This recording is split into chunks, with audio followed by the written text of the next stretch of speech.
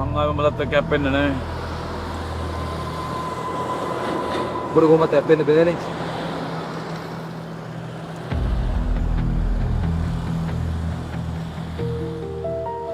මම මානසිකව ඇටලා බං ඉන්නේ.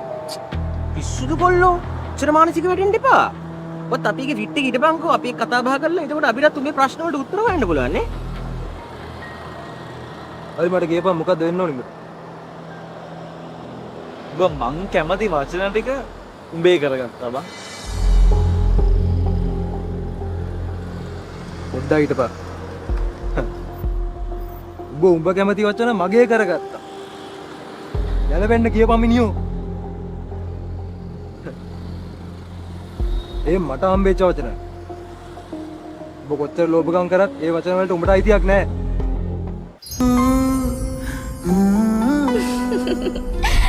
ඇත්තමයි මං ඔයාට ආදරේ.